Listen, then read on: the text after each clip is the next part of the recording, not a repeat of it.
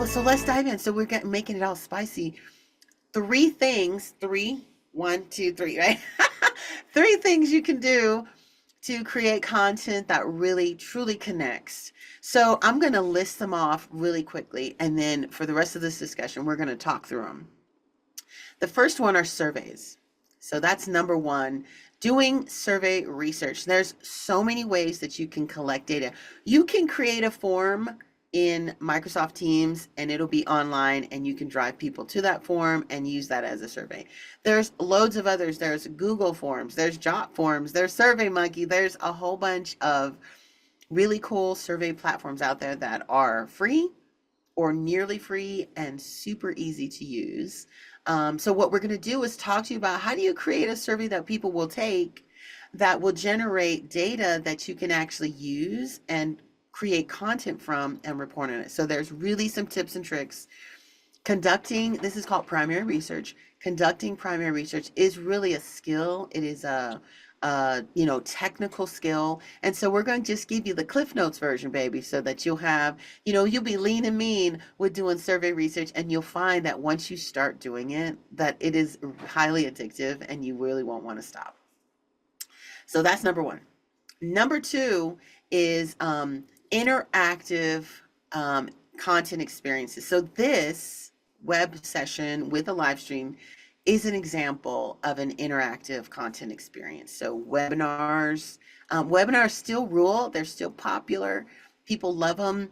You'll find that people join webinars or they sign up for webinars, but they don't always join them because they want the replay. But folks still want to learn. They still love webinars. And so webinars are a really great one. But live events are good ways to engage your audience. Live streams are good ways to engage your audience. And especially if you did some survey research, then you can get some of that surveys and share that in your webinar and your interactive, content experiences. That's number two. And number three is video content. So it could be video from you as the CEO or the owner of the company. It could be video from your staff. It could be video from your customers. It could be testimonials. It could be user generated content, people who are in love with your brand. There are a load of ways that you could use video as part of your ongoing content strategy. And so, baby, we're going to give you tips and tricks on how do you make that easier too. So our goal today, those three things may or may not be new for you. You might have heard of them before, but you may or may not be doing them. What Heather and I are going to focus on today is how to give you some insight on how to make those three things easier to do so that you can't stop doing them. All right, so let's dive in. So Heather, baby girl, talk to me. You and I have done so A lot many of surveys. surveys. Yes. Do you know what the They're latest really, number was? Almost what was it? 300,000. This woman and I have surveyed almost 300,000 people in the 5 minutes that we've been alive. Well, they're really Around the content world. gold. Yeah. I mean, you can turn them into blogs, videos, infographics, social polls, webinars. So there's a lot Yeah. of stuff you Yeah. can do with them. So what's your guidelines? Okay. Back in the day when we started, we used to do these long surveys with like 20, 30, No, 50 yeah. questions. So what's your I think guidelines? so. Best practices, I'd say, is like ask 5 to 7 like high value questions, that tie Mm-hmm. directly into your industry's like pain points or trends. That's Mm-hmm. what, Mm-hmm. we tend to say, and you can use them to like take the temperature of your market, so, you can kind of take and frame your answers to where, it's around things that people in your market actually care about. And, you being in that market and a player, you're going to know what those pain points or challenges or whatever the trends are, and it's like, you can leverage other tools as well. Like I think now, even somewhat like LinkedIn, the social platform, they even have a survey tool on there Yeah, that you can do. cool. So it's Yeah. like, I think that these interactive polls are a really cool way, even on social media, to like double Yeah. as like quick surveys for like, instant insights, that you can kind of convert and take and create into content. Another thing that we've been really doing is like when people contribute to the data directly, they tend to be more likely to engage with the results. So I think it's like human Mhm. psychology that we want to compare. How do we compare to the other players in the market, the other contributors and people that we're competing against? So, using verbiage such as, see how you measure up or stack up against, in the marketplace or where you line up, or just kind of seeing how everybody else is responding is a nice enticement. But yeah, definitely narrowing it down to like that 5 to 7, questions is what I would suggest.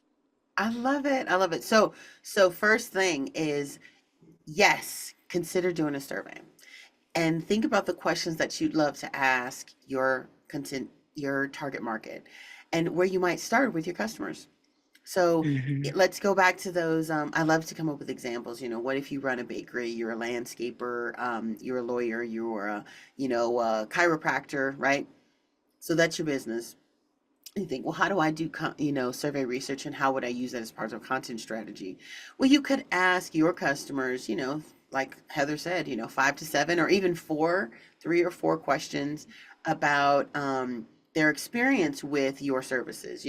How often do you buy bread? How does it, how do you feel after an adjustment? What are some things that you want to make sure that you do before your appointment or after your appointment, or what have you, right?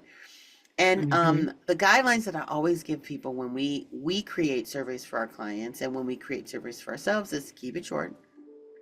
Make sure the questions are extremely simple. And I'll show you Hmm. some examples of surveys that we've done. Make sure the surveys are, the questions are very simple. Um, if you're going to ask questions where you wanted people to give you an answer, um, I would strongly encourage you not to have them just write an answer, because most of the time you won't get good results. So you want to give them Hmm. what's called a pick list. So that's going to be a Hmm. list of options to choose from. And for your pick list, you want to keep that short too, right? So less than Hmm. 10 if possible. In some cases, you might need to have a longer pick list, because maybe there are a lot of options for that particular topic you're asking a question about. And that's okay. If you do that, then try to have the other questions in that survey be very short: yes or no's, or, a 5 point rating scale. How happy are you today on a 5 point scale, or something. The goal here is, a lot of times people feel like, oh, they have so many questions to ask. And so what they want to do is they want to ask it in one big long survey and have one and done, right?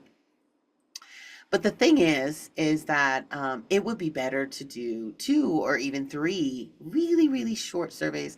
And like Heather said, platforms like LinkedIn and X. Um, um, Sorry, somebody is trying to call me, and they are um, uh, hitting Blowing me you up. up. And so I'm so sorry. I try to avoid this stuff, and I'd have muted everything, but I guess people didn't know that I'm still in the chat. Sandy baby, honey, can you let the folks know, or ask Lori to let the folks know that we had asked to cancel this meeting, and or cancel that meeting, so because I'm in a live stream. So can you let them know for me? Okay. So back to where I was. Simple, short questions.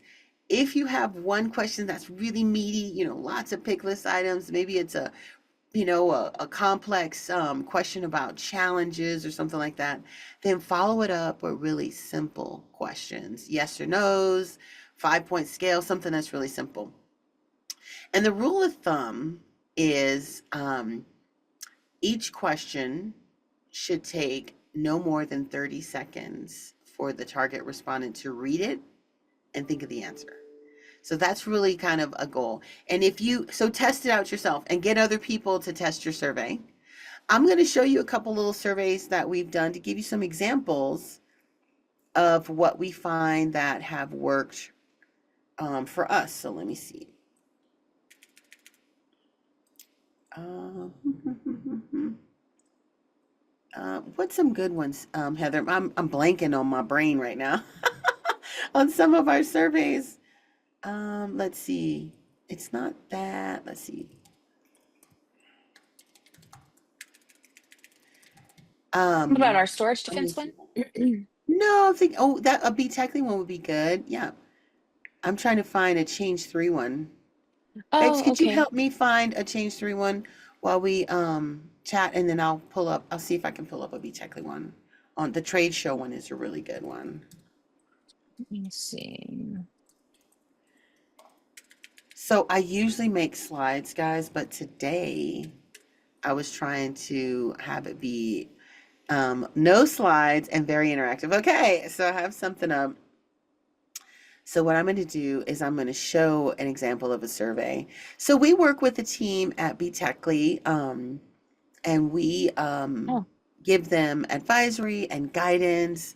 We work with them in constructing their surveys. Our data analysts crunch through a lot of their numbers, and we work with that team. So here's a great example of a short survey on a really specific topic. So this one is one that the team at BTechly has been running for a while around trade show participation. And so, like Heather said, 5 or 7 questions, right? So let's see how many questions are in this survey here. 1, 2, 3, 4, 5, 6. There you go. Now you see that last question, super duper long. That's listing out all these great trade shows that the person might join. But this is a good example of a really short focus survey, you know, good pick lists. They're really short, easy to answer. And that's the kind of thing that we would strongly encourage. And then Heather, were you able to find a change yeah, free the one? the event strategies one. Oh, okay. And is that It's the short name? Okay, cool. yeah, event and then strategies. Yeah. Okay, okay. And now, this is our business, so, you know, um, we have these gorgeous surveys that we craft. And here's a good example. And we actually have technology that we've built to create these surveys, and they're integrated into our whole, data infrastructure and our lead gen infrastructure and our CRM and all this sort of stuff. Now, you don't need to have anything this fancy at all in order to conduct a really good survey. So here's another example. This one is 6 questions. Now you see here at the bottom, we offer a little gift. That's called an enticement. I think Heather had mentioned that. Um, and so I would encourage you that, when you pick your little survey platform, like I said, if you use Teams, they have a embedded piece called Forms. If you don't use Teams, Google Forms. Google has a Forms component where you can create a quick survey. There's other things like here, Jot Forms, Survey Monkeys, another really popular one we've used all of these over the years for different reasons for different clients. So this is just an easy Google search, and you can search. There's lots of different kind of survey tools out there. There's whole survey platforms, Qualtrics. There's one, oh gosh, something in a bucket, where they ask questions and they make it kind of like a survey gamified. um, the thing is just pick whatever you like, right? You Hmm. can't get it wrong, guys. That's the most important thing for you to know is you can't get it wrong. Pick whatever platform is easiest. That's what I would strongly encourage you to do is just pick a survey platform that's super easy, makes perfect sense to you, and it's real easy for you to use. Don't worry if it's real pretty or if it's not, as long as the questions are easy to read and clear and that it's online, then you're going to have really solid chance at getting solid results. Okay, so we talked about the structure of the survey. Keep it short, keep it simple, right? KISS methodology. um, so, what do you ask questions about? So, this is a good one, and I would love Heather's thoughts. My advisory always is ask questions that your participant would like to know the answer to. And Heather actually Hmm. alluded to that. She said that's a Yep. really great enticement. People want to see Hmm. that data, right? When they participate in your survey, they actually want to see the data. And that's why polls on X or LinkedIn or whatever become, useful tools. I mean, we've seen Elon Musk, use polls and ask people about, things that he's going to do. And of course, he's got this huge following, but, people are interested to see the results. So the most important thing is to ask questions that the participant would like to know the answer to. So Heather, how do you do that when we're working with a client or we're doing a project on our own? How do you get your frame of reference so you're asking questions that you think people will want to know the answer to? So for me personally, once I know that I've met with a client and I understand their industry, I think it's really looking into that industry and doing a little bit of research to understand what are some of the trends happening in that industry, in the marketplace there. What are people leveraging? And really, the first thing you really need to do is understand your end user and what they need to do and are trying to do. So, like you Yeah. said, understanding like what are some of the pain points? Because I think people want to know, That's such a are good other one. people are other people experiencing this challenge? And then, okay, they are. And then what other challenges? And then it's like, how are they working through these challenges? I love that. Yeah. Or if there's something that, let's say you're trying to sell a product, it's like what could be done with that product. So it's about meeting a need. How does this fulfill a need that, especially when it comes to small businesses, because small businesses are going to be about Uh-oh. things like I think Heather efficient. got a little internet issue. Oh, can you hear me now? And it could be me. So, Sandy, are you still on, babe? I am, and I can hear. Uh-oh. Did we lose Nico? Okay. So it could just be about fulfilling a need, so I think that's really important. And I just think that it is important to, kind of frame those questions and those answers around things that people in your market, your end user is going to care about. So another thing is trends. A lot of times you have a lot of hesitancy among small businesses when it comes to like adopting trends and kind of being first adopters. So they want to see who in my industry, is using this technology or is, using this.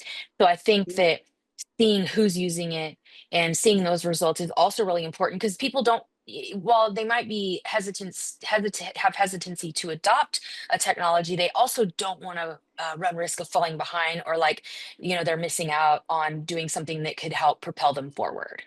So I think absolutely. keeping those and look, when all else fails, you can even use an AI tool, whether it's Copilot or something, or, I know Google has one. I know there's like ChatGPT, and kind of go in and frame, what you're looking to achieve with the survey, who what your industry is, who you're serving, some of the things that are like touch points for you. Like I said, challenges, pain points, trends, use scenarios, and ask it to help you come up with some, possible Q&A, some question and pick list items, and then you can refine it as you need to for your audience. Did we lose Nico?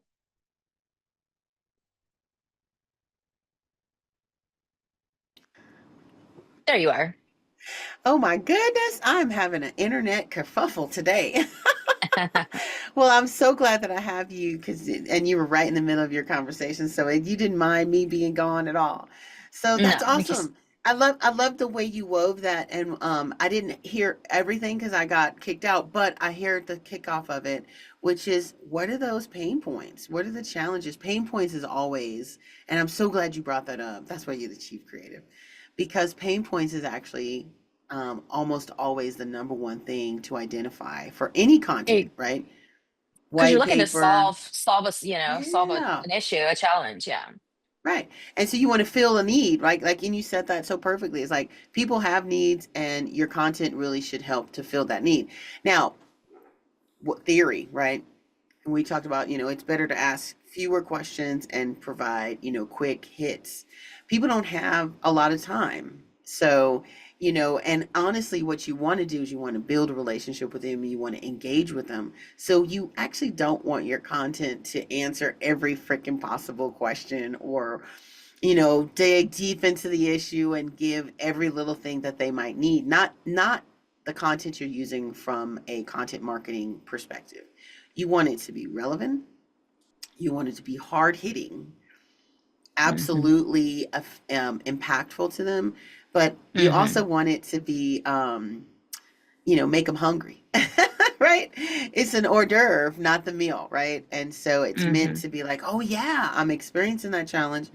Oh yeah, I'm considering that solution. But now I really want to talk about my exact situation so I can get some perspective. And that's really the goal is that content is to show, hey, I understand what you're going through. We see other people going through it and we have ways to help you, navigate through this challenge that you might be facing or this need or requirement that you have. And we've got some insight on how you can do it. And then that creates a context for them to engage with you, engage with your brand, engage with you personally. So that's really the Hmm. goal there. Keep it short, keep it sweet, keep it impactful. All right. So we talked about surveys. So for y'all, I have a challenge for you. Think about 3 questions that you'd like to ask your customers, and think about how you would do it and go ask those customers those 3 questions. You can do, like Heather said, LinkedIn has a new poll feature. You can use a poll. You can create a little survey. How do you send out a survey? So email is like probably still the best way to do it. It's not the only way, but email is a great way. Hmm. And in your customer communication, if you don't have a newsletter, that's okay. You can just send out an email communication to those customers or to that target audience where you've got, a position to email them and ask them to participate in your survey. And well, why would they participate? Well, they want the data, but you Hmm. might give them a little enticement, $10 Starbucks gift card, some kind of a little treat, something Yeah. cute that they would want. Don't make it too pricey because that could violate company policies. In most Hmm. cases, they say something under $50 is conforms with most policies. I think if you're surveying the government, it's a maximum of $20. Federal 20. in most states is $20. I think twice a Hmm. year is, and Yeah. then you don't violate those gifting guidelines. So like a Guidelines. little $10 Starbucks fits for everybody, baby. All right. And so, or a Google Play card, whatever it is, right? And Hmm. so a little enticement is nice. So I know people have a conversation about this, and I would love people's thoughts. Post it in the chat, ask questions. But some people are like, oh, well, people are only taking your survey to get the incentive. And that might be true in some cases, but the thing is people's time is extremely valuable these days. We're all busier. We all surrounded by more stuff. And so we just don't have time to participate in every interaction that we could.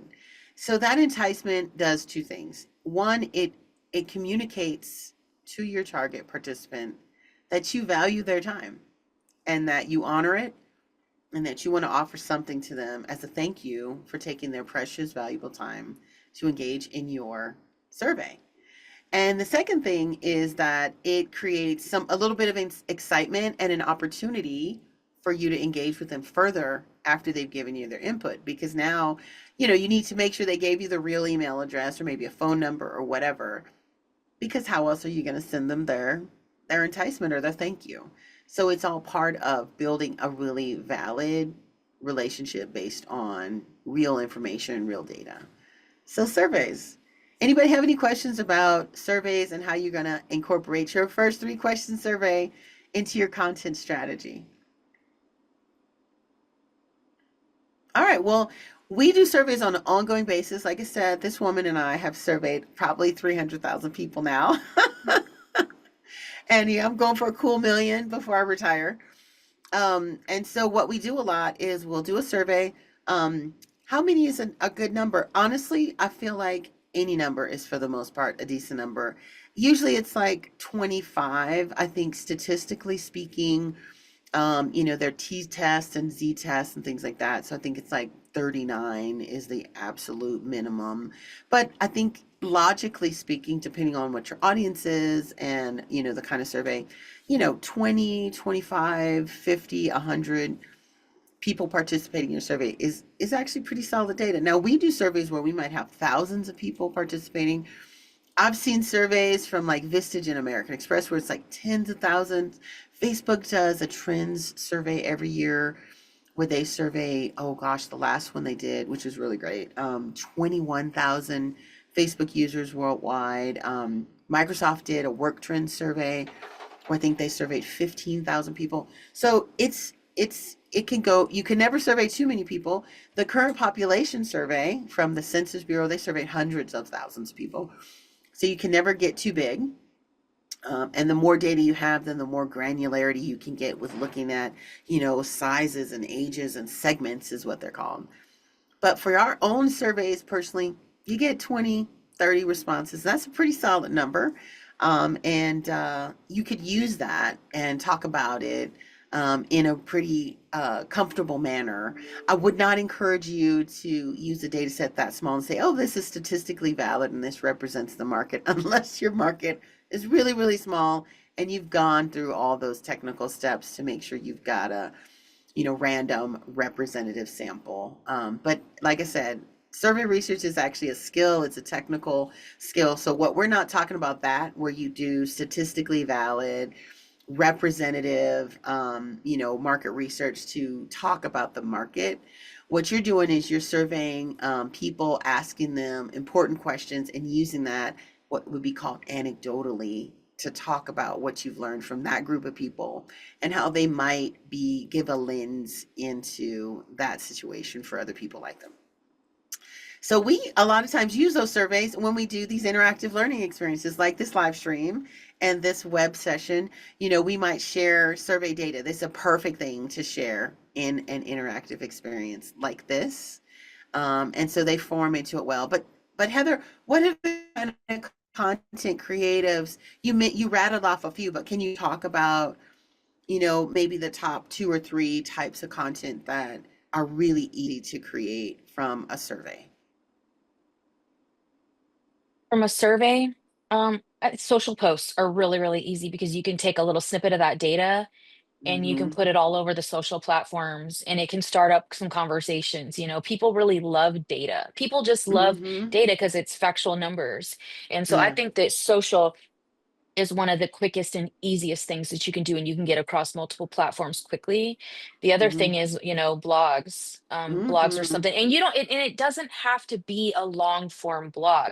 You could take one really interesting snippet from that data, and the funny thing is, like, people are always looking for the most, like, in your face data point or the most positive one, but sometimes the one you didn't expect or is the one that's actually more interesting. So you want to really think, when you look at the data, what is really interesting and stands out, whether it's something people aren't doing and it seems like they should be, or it's a missed opportunity, Mm-hmm. or is it something that everyone's doing. So in taking that one point though, and then making your blog kind of like a short sweet blog focused around that. So I Mm-hmm. really do think that, like, blogs Maybe a little and graph in it, social. put a little Yep. graph from your Yep, survey. Yep. exactly. Little graph from your survey and just Mm-hmm. some little talking points about why that's interesting. What's the Mm-hmm. takeaway of it? That's So yeah. awesome. And then your social post will point to the blog that drives traffic to your website. You can even turn Eh, those into you an ad. you got Mhm. it Yep, yep. See, it all works together. And then you could have a webinar to talk about that on that topic. topic. Mm-hmm. Yep, where you did some And, survey research. And then, same thing, y- you create social posts to promote the webinar, you relate it to the survey, and then your you webinar becomes a talk about it. series. Then your webinar becomes a series. Exactly. Woohoo! And that's, see, you see it in action, right? Oh It's like yeah. a machine. It adds a lot of value and it's very helpful. Now, when it comes to webinars, so some of you guys might be doing it. We find clients that it's up and down. A lot of times, what we find that clients have no problem coming up with webinar ideas, but then the operations of it. So now we're shifting to point number 2, content that connects. We talked about surveys and some tips and tricks on how to make surveys easier and how to use it and what to do with it. So now we're Hmm. talking about interactive content experiences, and webinars is a great example of that. A live stream is another example. A live event is another example. So we're talking about, well, how do you make that easy? Because, I'm sure everybody in the room and everybody on the live stream have done webinars, right? You've hosted webinars. But maybe it was harder than you wanted it to be. Maybe you didn't get the yield that you wanted. So let's talk about some tips and tricks as it relates to that. So we do a series. What we find is there's some topics that are just big. We've had webinars where it's like hundreds and hundreds of people, almost 1,000 people sign up, hundreds of people attend. So some of these things, it's the topic. Not every Hmm. webinar that you do is going to be, out of the park success. And I think people have different opinions about this. And so, I honor everybody's opinion. My opinion is that, the webinar topics that you map out, we would strongly encourage you to consider doing them consistently. So, once a quarter, once a month, something like that. So it's like a strategy rather than a one, once and every now and then kind of a thing, because it does take some operations to do it well. But the topics that you cover, we believe should be linked together. That could be really helpful, and that they're focused on things that are going to be valuable to your audience. So some topics might be really big, like last year we did, or was it this year? Earlier this year we did a session. Yep, earlier this year on um, is now the time to go big on social. And then we did another session on, breakthrough co-marketing topics. And we had literally had hundreds and hundreds of people in those sessions. And then we've had other sessions, like a wellness. It was like, I don't know, 20 people or, less people engaged. And so we have, different topics get different reactions. I consider them all to be successful because my goal with our interactive content experience is to build a relationship. And what I love to see is I see people that attend many of our sessions. And so that's really the goal. And I want to make sure that every one of my topics fits together in a narrative, and that they all are things that are valuable. I find that a lot of replay and a lot of people watch the live stream after it's over. And so that's where we get the volumes and we get back into the hundreds of people engaging with that content. So make sure your topics, or I would strongly encourage you to choose topics that will benefit your customer and not necessarily just you.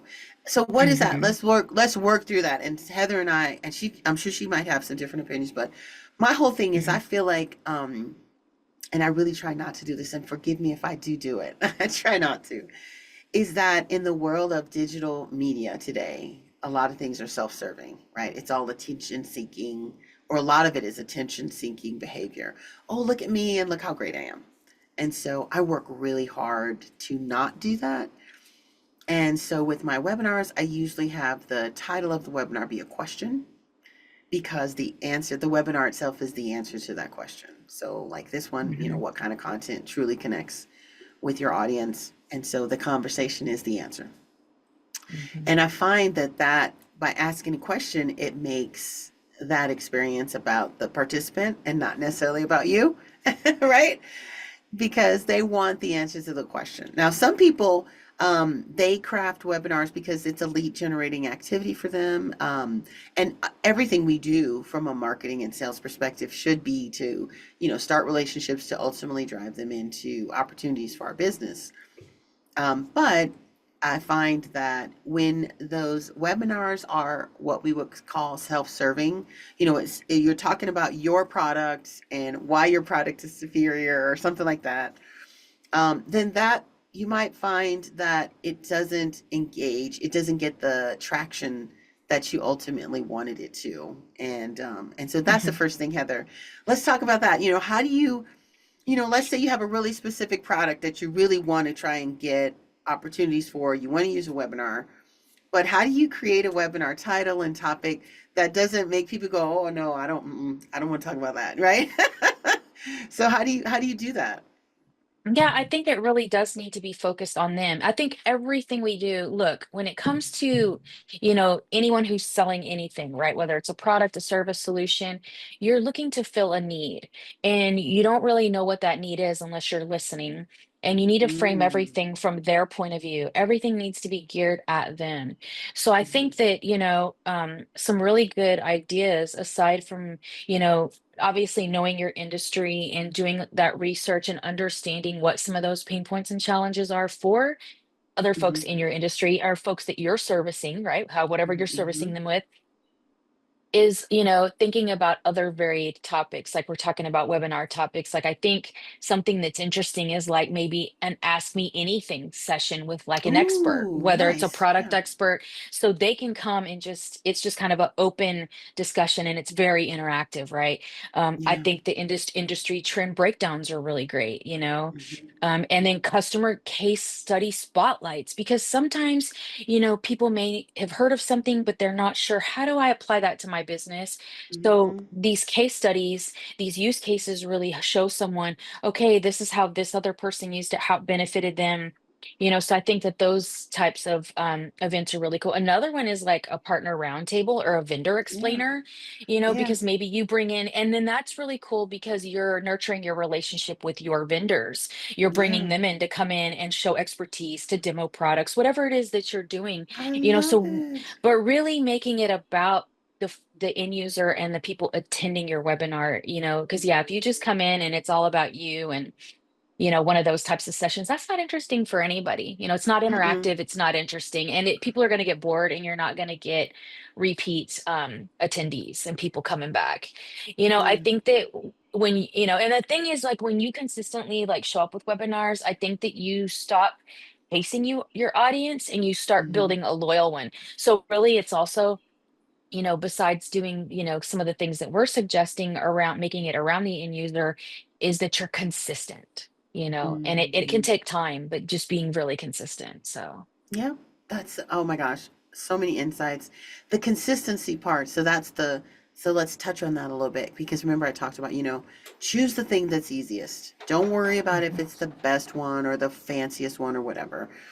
Choose the mhm, one that like just feels good and easy for you. The same is mhm, true for webinar platforms. So what do you need to do webinars well?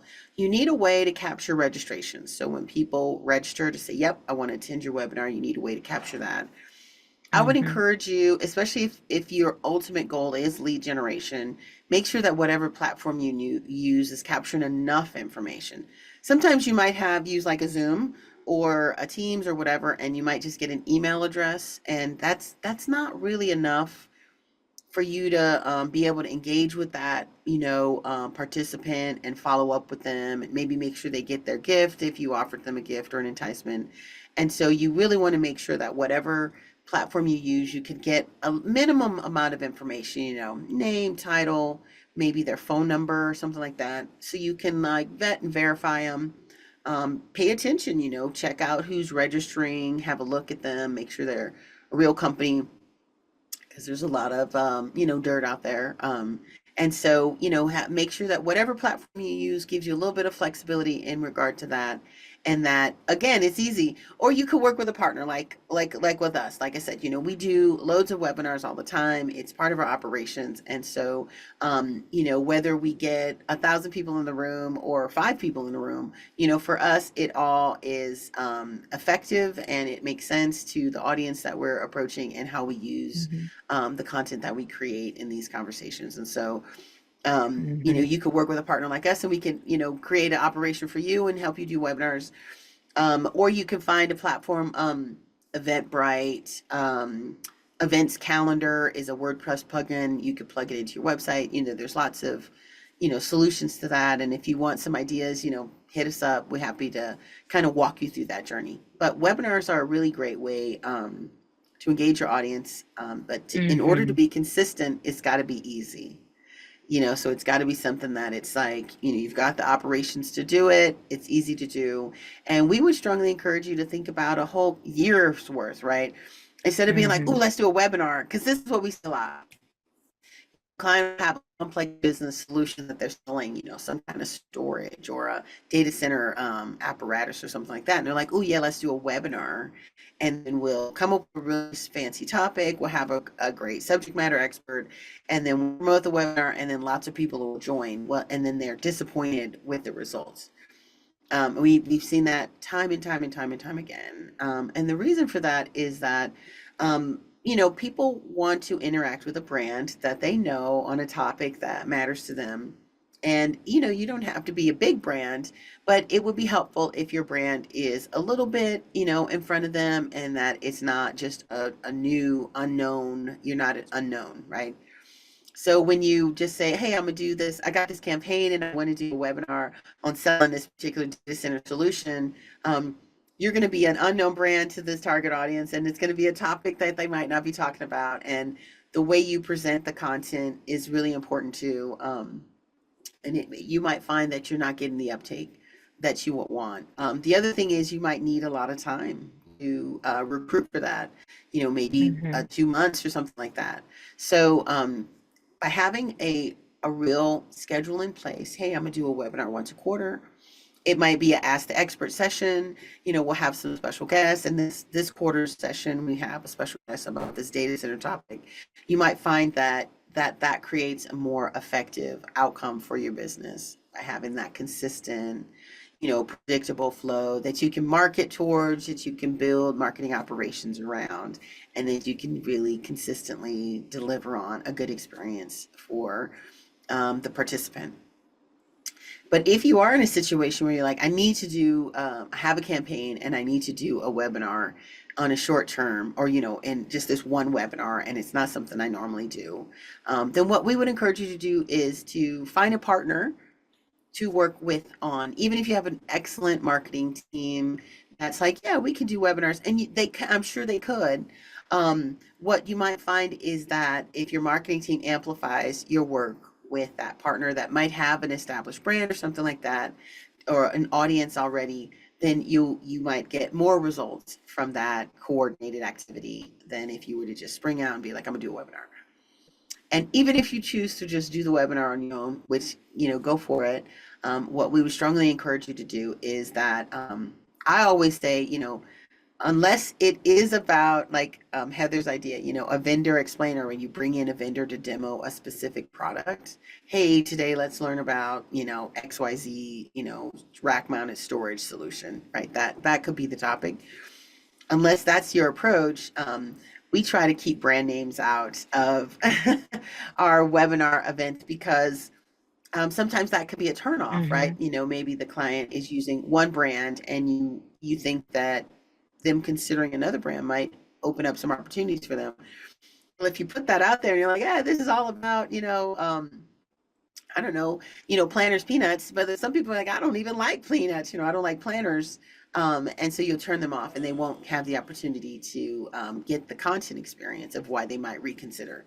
So we always encourage you to, maybe not include brands unless that is the topic. Hey, we're doing a demo of the Planters peanuts, methodology, and this is so great, and this is why we want to demo this, and hey, join us. And then you'll find people who might be interested in that. So webinars. So Heather, anything about what I said that you would disagree with or add to? No, I fully agree. And I would like to say, like, if you find yourself feeling, either daunted by or not fully realizing like the value of webinars, I mean, they're an underrated content engine. I mean, they are just like Mm-hmm. content gold because I mean, like, they're content factories. One live session, you generate a recording. We're talking like 5+ like social clips. Like if you have a Shorts. YouTube Yep. channel, you could put out the full recording.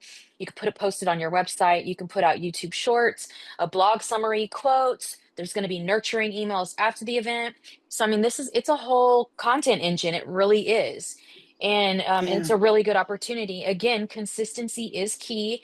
And also, over time, you start to find out like what are some of the topics, what are some of the types of email correspondence that are getting more engagement, and you start to Mm-hmm. also get insights in that way by starting on your program, so your content program. Yeah, awesome.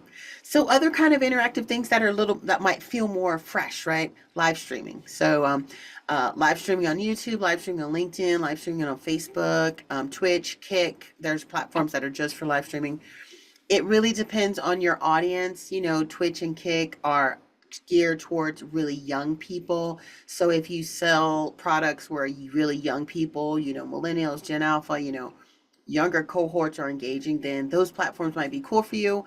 Obviously, live streams, there's a lot of visions around them. Keep it short, make it long. But either way, it should be like real and raw. We would strongly suggest you get a producer. There's lots of live stream producers, and they don't cost a ton, but it's going to make sure your production values are just right and your stream looks good and everything like that. But live streaming is another way. We've seen. Transcription in your video too is another huge thing because a lot of Oh times the people are at yeah. work and they want to read, so that's a good, And they yeah. don't want to hear it. Yeah, you're so right. I know, and we're probably not doing that. So thank you. Right, best practices. Right, it's hard to do everything. Right, but Yes. yeah, right. So live streams. Another thing that we find people are doing is little micro gatherings. So they might have 4 or 5 people live, maybe it's beer 30 or it's a little get together somewhere or lunch, and then they chat, like almost like a round table. I think Heather brought that up, and that kind of a, you know, um, very intimate session where it's like your peers and then, a brand that might facilitate the conversation, Mhm. can become attractive. It is getting harder to get people out of their work from home environment. A lot of people are still working hybrid. And so it can be a little bit of a challenge, even though there's a push to get folks back in the office. People are resisting it for the most part, and so it can sometimes be a little bit of a challenge to get people out of their remote work routine. And so creating an interactive experience that is really comfortable for them is going to be important. If you do a live event, especially if it's at scale, you might want to consider live streaming a portion of it. A good example is Microsoft hosted their big build, developers conference, and they live streamed a big portion of it, and they had a huge attendance. So there were some issues, I think, but either way, people want to access your content. They don't always want to access it in person. They don't always want to access it on your schedule. And so that's why the live stream's good. The recordings are great. What makes live streams fun is like this one, why we live stream on LinkedIn, is it's going to stay on our LinkedIn profile for 30 days. And so as people interact with our page and our brands, we can see that they can interact with that live stream and they can hop through it. They can, of course, if you want the full experience, because we collect data, like we have, even in this event, when people registered, we asked them 2 questions, right? So we've got that data, and I'll flash it to you guys in a sec. But we've got data, and so if you want that full experience, then you watch our replay, because that's where you would access all that data and whatever post-event materials we make available to you. But on LinkedIn, if you really just want to pop in and check out the conversation, well, it's going to be saved there, and we find, like I said, we get hundreds of views after the fact. So it's, people want to interact with you and interact with your content on their time, and that's really what's important with it. All right, last one, as we wrap up. I always like take a break. Heather and I have been chit chatting. If there's any questions, just raise your hand, baby doll. And Sandy will grab you in the moderator chat and let us know that you're asking questions so we can answer it. But now we're going to shift on to video. So that's a big deal right now. There's AI generated video. There's AI generated surveys.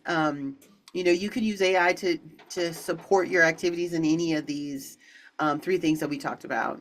But video is a big one. And that's something that I would strongly encourage every small business owner, everybody trying to grow, is to think about how do you incorporate more video into your brand development, your marketing, how you share information, and do you have the equipment needed so that you can make video easy to do? So let's break it down. So a lot of times, you might be out there and you're like super smart and you're really chatty and you're charming and you're like, oh my gosh, I could do video. But then when you go do it, you're like, wait a minute, why do I look so ugly? And you're like, you got your phone and you're trying to do your capture and you're like, wait a minute. And then next thing you know, when you thought it was only going to take you 5 or 10 minutes to record a quick clip about something, and it took you 5 or 6 hours. And that's something that a lot of times people don't realize with video production, is when you see, even live streamers, or you see people that produce video, they spend a lot of time, prepping to do the capture. They spend a lot of time post-producing it. That's when you capture the video and then you're editing it, and they're using editing software or maybe editors. And so all that stuff really could take a lot more time than you thought. So what we're going to talk about today is how can you get that real and raw video quickly? And then how do you create a system and find support so that you can process that video so then you can have it ready to use on LinkedIn. So a couple of tips. The first one is, lighting. So just make sure you have some solid lighting. I always say, sit in front of a window on a sunny day. I have lighting here in my office, or baby, you don't even know what this is like a studio that I built because I live off grid. But get some lighting and make sure you have enough lighting because that'll help. Little ring lights, $20 ring lights or whatever. Those things really help. And if you are planning to do video regularly, then think about a couple small little things, whether it's a selfie stick and you can use your phone. Phones have incredible cameras on them these days, and so you can get some incredible video from your phone. So you might maybe have a selfie stick or something like that. Maybe have a ring light if you're doing capture like we are inside of an office or something. So you can just have some good lighting. Think about your background. So even though outside is beautiful background, a lot of times the sunlight is too harsh and it doesn't work.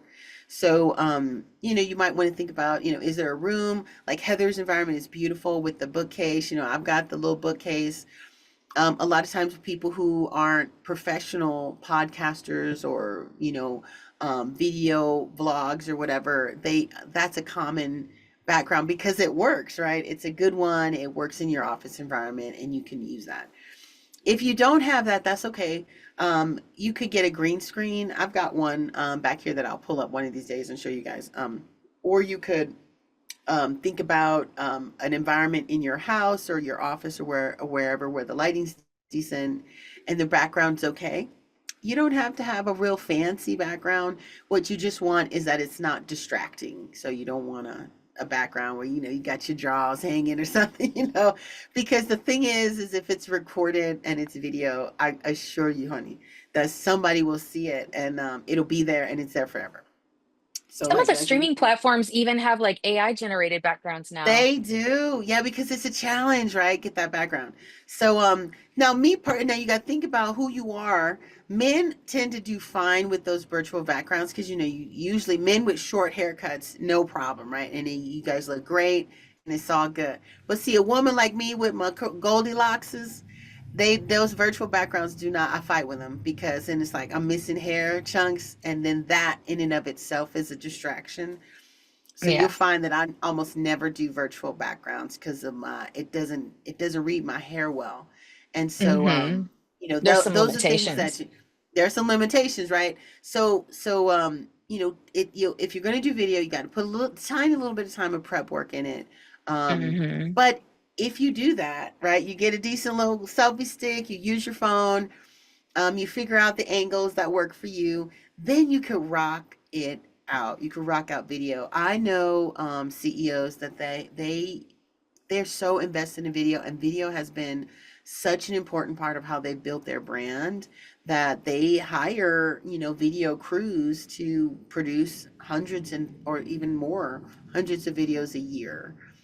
So I'm not suggesting you guys jump into the kettle quite that quickly, but what I would say is if you're a business owner or you're a professional and you're trying to grow, that for you to take a moment right now, and if you're not producing video regularly, so back to what we were talking about, these interactive content experience like webinars, it's all about consistency. So if you're not producing video regularly, then I would strongly encourage you to consider it. 2025 is the year. You don't necessarily even have to be in the video. Um, I've seen people video their feet and then they talk. There's some popular commentators where they're never even on camera, right? It's just their feet. I've seen people go for walks and the video itself is the environment and they're voiceovering it. There's a lot of ways to skin the cat. Get as creative as you want. But in a lot of cases, it's, this is appropriate, right? You're on camera, you're talking about something that you know about. And then you're going to use that video. It's going to turn into clips, like Heather was saying. You can use webinars. We kill two birds with one stone. Oh, wait, we don't, Heather doesn't like to kill animals. So we feed two birds with one bacon, right? Wait, birds don't eat bacon. We feed two birds with one bread, right? Berry. Well, one berry, there you go. Okay. And so, webinars create a great place to produce video. But you know what I've seen? There's a CEO of a company that I follow on LinkedIn, and we worked with her, and I'm shout her out. Her name is Heather. Her name is Heather too. I won't say her last name because I don't have her permission, but her last name starts with a C. and she runs a really great consulting company. She does leadership coaching for CFOs, and she runs a really great consulting company that helps CFOs put in place AI-driven analytics. And she's been in business for a long time. Really great company. And so what I've watched her is she loves these interactive experiences. She goes to a lot of these great thought leadership conferences, and I've seen her start to do a lot more video, and I see a lot of her video, and it's great. And she's out there, and she's really comfortable, and so she's spent the time to create a video strategy. Another company is they do they train people and they create macros and stuff for Excel. And so they're awesome. And video is a linchpin of their whole marketing strategy. And so they make these really short 30, 60-second clips about how to do something really specific in Excel. Use graphics to make a graph or to automate something or something really cool like that. I mean, and this stuff, you're like, oh my gosh, this is so cool. And you're like, this would have saved my presentation, right? And so they have hundreds and hundreds of little clips like that. And all that is video based, right? So for each of Mm-hmm. you, I would challenge you to say, what insights do you have that you could share on video? And how would you produce that video and to also give you the confidence to say that, honey, you are going to look great. Don't worry about being Lola Falana. I aged myself. or who's somebody, probably Beyonce, right? You don't have to be, absolutely flawless or gorgeous, because what people are going to pay attention to when they watch your video, when you talk about your topic, is your insight. That's really what matters, and that's the start of the show. Okay, wait, I got a spoiler alert. Sweetheart, mommy's on a live stream. So, and there we go. So video, and then of course you can be in my situation where you have people who are, photo bombing you or video bombing you when you're doing your video. So Heather, talk to us. How can we get the average shy person that's not used to doing video, in your opinion, Well, what would you encourage them to do? yeah, I mean, I personally don't always love being on video either, so I understand the feeling. But I think that, the thing to understand is, like, I think user generated content like video, it adds trust and relatability and Yeah.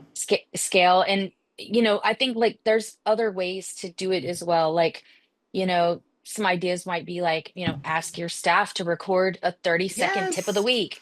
Because people love Yes. hot takes tips, those are Hmm. like, and again, you can make, YouTube shorts out of them. You might ask your customers a single question, like, like if you're a baker, like Nico was talking about, what's your favorite bread, or why do you like it, or what do you love Hmm. about coming into our store, or, and use that as content. You can record, short behind the scenes clips at events, or like Yeah. things you're doing in the community. So they don't have to necessarily feature you, but it could be, things you're doing out and about, like interviewing, basically your customers, your staff. If you've got like techs or just different workers, bringing in their perspective, and you can also do like a podcast with someone, like Hmm.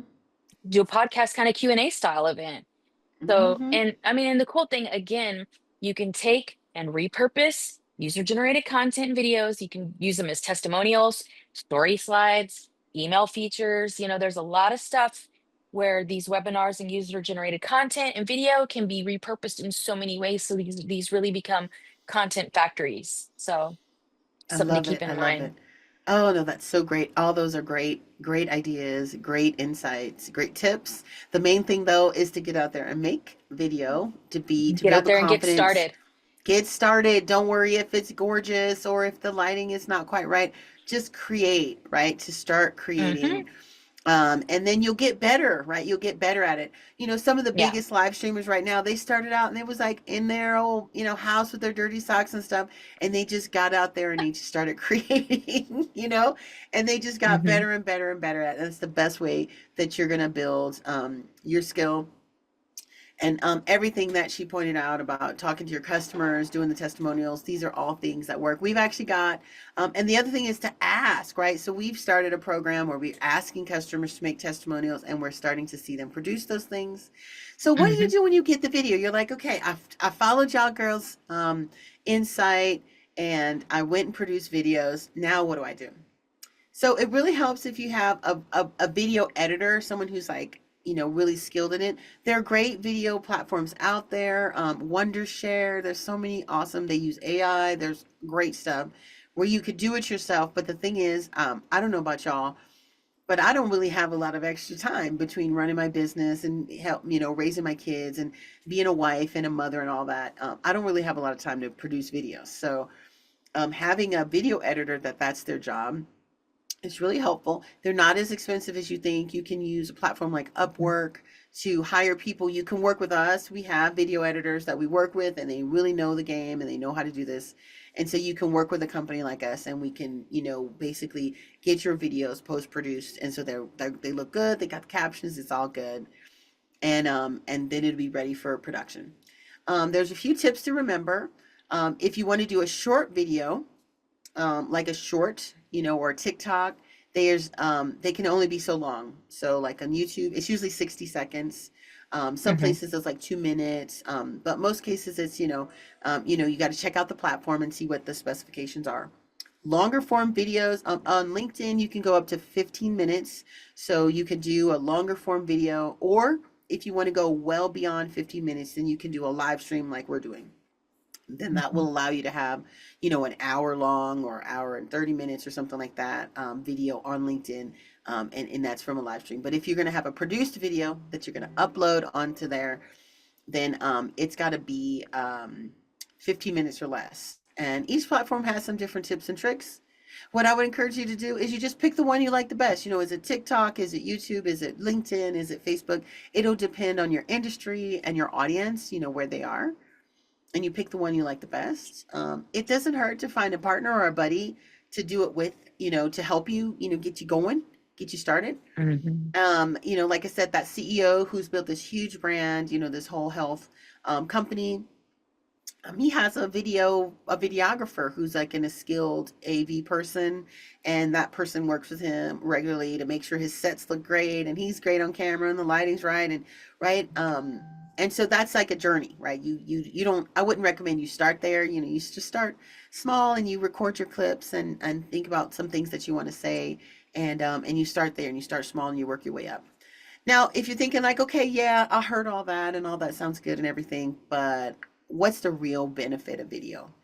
So if we get into the brass tacks of it, video assets on social media and in different kind of platforms like YouTube and Google search are treated differently in the algorithm. So you can produce a single image social post or a tweet or something like that on a platform, and it'll have a certain priority. But if that post has a video asset, or more importantly, it is actually a video post, so it's optimized for video, it has a different position in the algorithm, which is generally higher. Most of the social networks really want to see more video. And even though people produce a lot of video, whether it's Facebook, LinkedIn, you name it, even though they produce a lot of video, there's still more single image posts. So videos almost always have rank and priority in the algorithm, and you'll find that you get more views when you post videos, especially when they're posted natively. It's not just attached as media to a standard post, it's you've uploaded it as a video post. They have a different form factor. They look different on mobile. There's a different experience on those. And you'll find that you actually get more visibility for those because the networks actually prioritize video. So that's just really a real practical reason of why video is important, is because it's a high priority right now. And lots of people are producing video. It's a skill, so it's almost like getting to the place, I would say, in a year or two is like table stakes for how you interact with your audience. Like right now, you can just be a little bit casual about how your company's doing social media, and you could be a little bit even invisible, right? You'd be like, oh, I don't even do social media, right? Me personally, I really hate social media, even though I run an ad agency. It is not my favorite thing to do as a person. I think it's great for brands. But either way, I can't be incognito anymore because, like I said, as AI takes over and becomes more prevalent in how people communicate and create information, what you find is that it actually is almost like a requirement for you to be present, because it is evident when you're not present. The other thing is that what studies are showing is that social is the new search. So when people want to go and discover brands, when they want to discover products, when they want to learn about certain things, they actually are searching in social media, their favorite social media platform, whether it's Instagram or what have you. Um, and they search for that and they see what comes up. And so video, like I said, is, higher rank and priority in a lot of in those searches. So that's why video is becoming important. And, short clips are really important, and sharing your insight is important because you'll find that people will be more likely to find you. So, all right, guys. Well, look, we are at time. Thank you, my dears, for joining us today. We talked about the 3 things that will that you might not be doing regularly that will rock your content and help it really connect with your audience: surveys, interactive content experiences like webinars, and video, including user-generated content.